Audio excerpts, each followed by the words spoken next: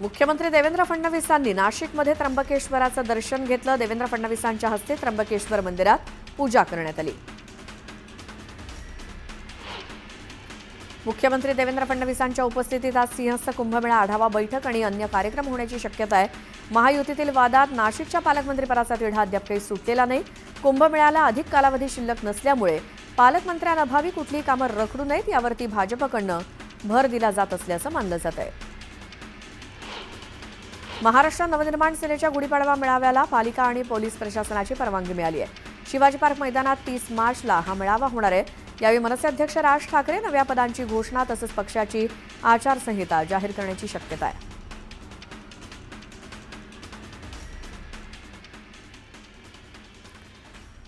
यानंतर ही थेट दृश्य आहेत नाशिकच्या त्र्यंबकेश्वर मंदिराच्या परिसरात असलेल्या कुशावर्त कुंडाची पाहणी करतायत मुख्यमंत्री देवेंद्र फडणवीस।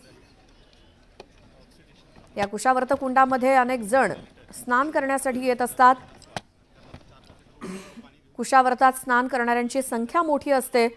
त्र्यंबकेश्वर मंदिराच्या परिसरातच असलेलं कुशावर्त कुंड आणि तिथे पाहणी करण्यासाठी मुख्यमंत्री देवेंद्र फडणवीस आलेले आहेत। त्यांच्यासोबत इतरही संबंधित अधिकारी ज्यांच्याकडनं मुख्यमंत्री माहिती घेत आहेत। या नाशिकच्या संपूर्ण दौऱ्यामध्ये गिरीश महाजन सुद्धा त्यांच्यासोबत आहेत। आपण अधिक माहिती घेऊयात। आमचे प्रतिनिधी हरीश दिमोटे आपल्या सोबत आहेत। हरीश, कुशावर्ताची माहिती घेत आहेत मुख्यमंत्री, काय चर्चा सुरू आहे? नक्कीच आपण जर बघितलं तर काही वेळापूर्वीच मुख्यमंत्री देवेंद्र फडणवीस यांनी त्र्यंबकेश्वराचं दर्शन घेतलं आणि आता ते कुशावर्त कुंडावरती पोहोचलेले आहेत। ज्या कुंडामध्ये खरं तर कुंभमेळ्यामध्ये जे शाही स्नान केलं जातं ते याच कुंडामध्ये केलं जातं। त्या कुंडाची पाहणी त्यांनी केलेली आहे आणि माहिती देखील जाणून घेतलेली आहे। त्र्यंबकेश्वरमध्ये ते आढावा घेत आहेत की कुंभमेळ्याच्या दृष्टीने काय तयारी करणं गरजेचं आहे। त्या दृष्टीने आता त्यांची सगळी पाहणी सुरू आहे। दर्शन झालंय, कुंडाचं त्यांनी दर्शन घेतलं, त्या ठिकाणी माहिती घेतली आहे। आता ते नाशिककडे रवाना होणार आहेत आणि नाशिकमध्ये त्यांची सर्व विभागाचे अधिकारी असतील, मंत्री असतील, खासदार आमदार असतील, या सगळ्यांसोबत एक आढावा बैठक पार पडते। कुंभमेळ्याच्या दृष्टीने ही बैठक जी आहे ती महत्वाची ठरणार आहे आणि मुख्यमंत्र्यांनी सांगितलं की मी दर 15 दिवसाला येणार आहे आणि स्वतः जातीने लक्ष घालून हा कुंभमेळा कसा यशस्वी पार पडता येईल या दृष्टीनं त्यांचे प्रयत्न सुरू असल्याचं दिसत आहे। बिलकुल हरीश, धन्यवाद या माहितीसाठी। आणि मुख्यमंत्र्यांनी कुशावर्त कुंडाची पाहणी केली जिथे या सिंहस्थाच्या काळामध्ये अनेक जण पवित्र स्नानासाठी येतात आणि त्याचीच नेमकी व्यवस्था कशी आहे, काय सुधारणा काही आवश्यक आहेत का, या सगळ्याची पाहणी मुख्यमंत्र्यांनी केली त्र्यंबकेश्वर परिसरात।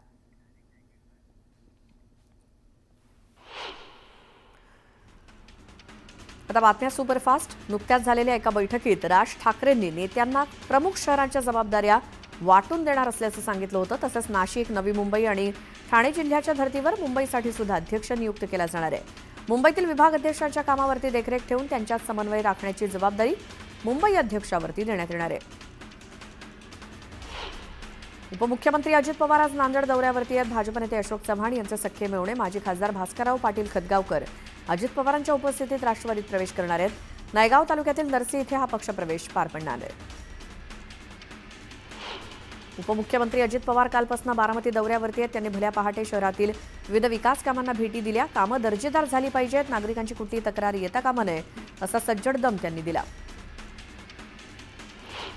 राष्ट्रवादीच्या दोन्ही गटांकडून राज्यसभेतील परस्परांच्या सदस्यांना अपात्र ठरवण्याची मागणी करणारी याचिका कुठलीही कारवाई न करता निकाली काढण्यात आल्याचं राज्यसभेचे सभापती जगदीप धनखड यांनी जाहीर केलं। या याचिकांच्या संबंधात पुढे कोणतीही कारवाई करू नये अशी विनंती करणाऱ्या याचिका आपापल्या शरद पवार आणि प्रफुल्ल पटेल यांच्याकडून 3 फेब्रुवारी 2025 रोजी प्राप्त झाल्या आहेत। नागपुरातील 7 पोलीस स्टेशन परिसरातील संचारबंदी उठवण्यात आली आहे तर 4 पोलीस स्टेशन परिसरातील संचारबंदी अजूनही कायम आहे। गेल्या 3 दिवसांपासून सोनं चांदीचे भाव कमी होत असून चांदीचे भाव 1200 रुपयांनी कमी होऊन चांदी 98,100 रुपये प्रति किलोवरती आली आहे। तर सोन्याच्या भावात सुद्धा 600 रुपयांची घसरण होऊन सोनं 88,400 रुपये प्रति तोळ्यावरती आलंय। मध्य हार्बर आणि पश्चिम मार्गावरील विविध अभियांत्रिकी आणि देखभालीच्या कामांसाठी आज 3ही मार्गांवरती मेगा ब्लॉक आहे। त्यामुळे 3ही मार्गांवरील लोकल सेवेवर परिणाम होणार आहे। प्रवाशांना लोकल प्रवास करताना वेळापत्रक पाहूनच नियोजन करावं लागेल। शिधापत्रिकाधारकांना आधार क्रमांक जोडण्यासाठी अन्न आणि नागरी पुरवठा विभागानं 31 मार्चपर्यंत मुदतवाढ दिली आहे। ग्रामीण भागात अजूनही लाखो शिधापत्रिकाधारकांना आधार क्रमांक जोडण्यासाठी मोठं दिव्य पार करावं लागतंय। आधार कार्ड धारकाचा फोटो जुना असल्यामुळे केवायसी करत असताना अनेक अडथळे येत आहेत।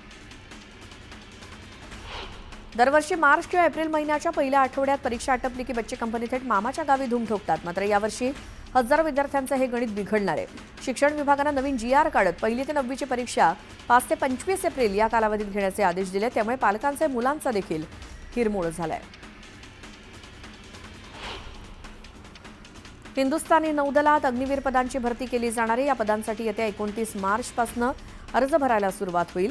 नौदलाकडनं 2026च्या बॅचसाठी MR आणि SSR या पदांसाठी भरतीसाठी अधिसूचना जारी करण्यात आली आहे। उन्हाळी सुट्ट्यांमध्ये होणारी प्रवाशांची वाढती संख्या लक्षात घेऊन अतिरिक्त गर्दी विभाजित करण्यासाठी मध्य रेल्वेनं मुंबई, नागपूर, करमाळी, तिरुवनंतपुरम, पुणे, नागपूर आणि दौंड, कलबुर्गी दरम्यान 332 उन्हाळी विशेष रेल्वे गाड्या चालवण्याचा निर्णय घेतलाय।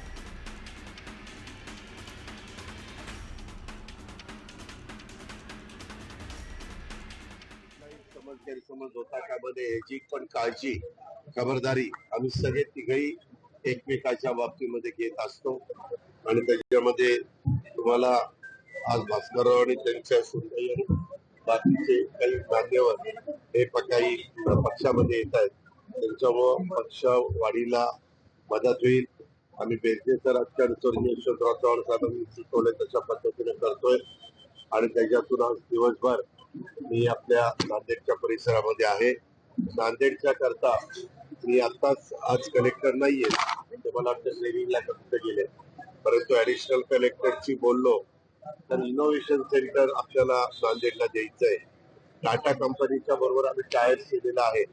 आपण चंद्रपूरला एक दिलेला आहे, गडचिरोलीला एक दिलेला आहे।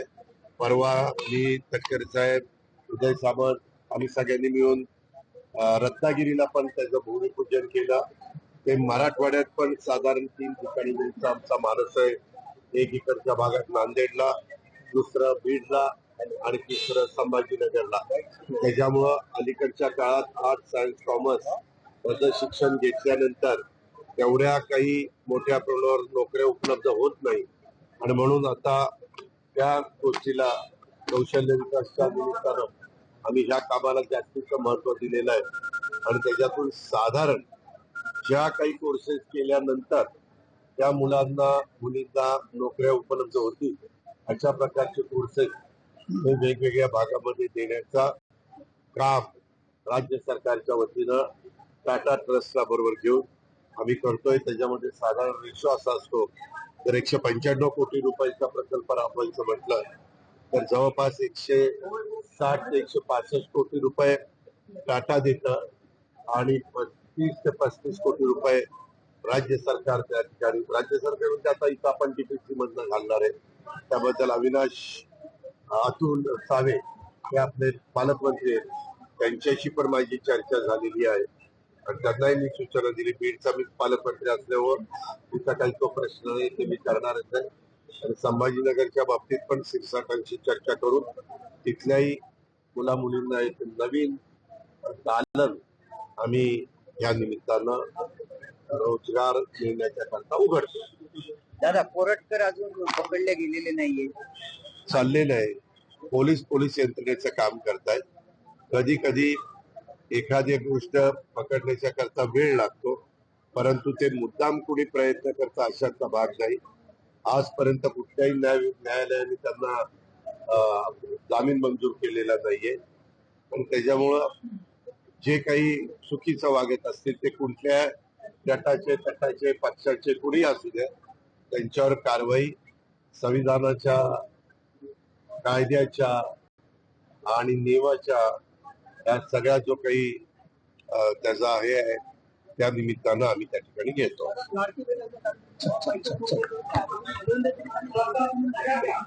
काय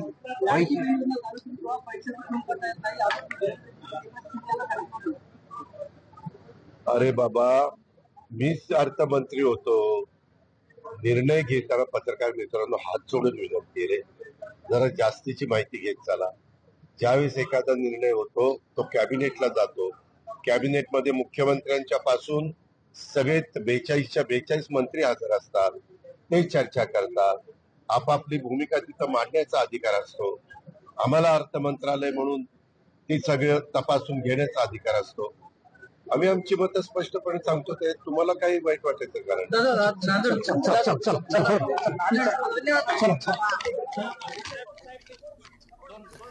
अजित पवार आज नांदेडमध्ये आहेत आणि तिथून ते माध्यमांशी बोलत होते. आज भास्कर पाटील खदगावकर यांचा राष्ट्रवादीमध्ये प्रवेश होणार आहे आणि या सगळ्याच्या निमित्तानं आज पक्षप्रवेशाच्या माध्यमातून राष्ट्रवादीचं शक्ती प्रदर्शन आज नांदेडमध्ये बघायला मिळणार आहे. उपमुख्यमंत्री अजित पवार, प्रदेशाध्यक्ष तटकरे हे देखील आज सगळे नांदेडमध्ये आहेत. नांदेडमधल्या सगळ्या घडामोडींचे अपडेट आपण घेत राहू.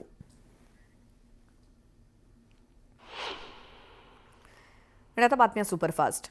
उन्हाळ्याच्या सुट्टीच्या कालावधीत प्रवाशांच्या नियमित रेल्वे गाड्यांव्यतिरिक्त उन्हाळी विशेष रेल्वे गाड्या चालवण्यात येणार आहेत. त्याचसोबत नांदेडला जाण्यासाठी मध्य रेल्वेच्या मुंबई विभागातून गाडी धावणार आहे. या रेल्वेगाडीच्या 24 अतिरिक्त फेऱ्या होतील. त्यामुळे मध्य रेल्वेनं चालवलेल्या उन्हाळी विशेष गाड्यांची एकूण संख्या आता 356 झाली आहे. कडक उन्हामुळे मुंबईला पाणीपुरवठा करणाऱ्या धरणातील पाणीसाठा झपाट्यानं आटत चाललाय. आणखी 2.5 महिने उन्हाळ्याचे बाकी आहेत. त्यामुळे संभाव्य पाणी संकट लक्षात घेता खबरदारीचा उपाय म्हणून भातसा आणि अप्पर वैतरणा या 2 धरणातील राखीव पाणीसाठा घेण्याची परवानगी मुंबई महापालिकेनं राज्य सरकारकडे मागितली आहे. सागरी किनारा प्रकल्प अर्थात कोस्टल रोड हा मुंबई महापालिकेसाठी येत्या काळात खर्चिक ठरणार आहे. या प्रकल्पाच्या देखभालीसाठी पालिकेला वार्षिक 200 कोटींचा खर्च येणार आहे. कोस्टल रोडवर वाहतूक नियमांची अंमलबजावणी करण्यासाठी मुंबई महापालिकेकडून कॅमेरे बसवण्यात येतात. हे कॅमेरे मे 2025 पर्यंत कार्यान्वित होणार असल्याची माहिती उपमुख्यमंत्री एकनाथ शिंदे यांनी अर्थसंकल्पीय अधिवेशनात दिली. राज्यात उच्च सुरक्षा नोंदणी क्रमांक पाटी बसवण्याकडे नागरिकांनी विविध कारणानं पाठ फिरवली आहे. त्यामुळे सगळ्याच जिल्ह्यामध्ये आणि आता शहरात या पाट्या लावण्यासाठीचे फिटमेंट सेंटर वाढवलं जाणार आहे. परिवहन आयुक्त कार्यालयाकडून तसे आदेश शनिवारी राज्यातील सर्व आरटीओ कार्यालयांना मिळाले. उत्पादकांची FRP एक रकमी देण्याचा कायदा आणि त्यासंदर्भात न्यायालयानं दिलेल्या आदेशामुळे साखर उद्योगापुढे नवं संकट उभं राहिले. देशातील ऊस उत्पादकांच्या थकीत FRPचा आकडा 15,505 कोटींच्या रुपयांच्या वर गेलाय. एकीकडे कायद्याची टांगती तलवार आणि दुसरीकडे आर्थिक डबघाईमुळे साखर कारखान्यापुढे ही रक्कम उभी करण्याचं मोठं संकट आहे.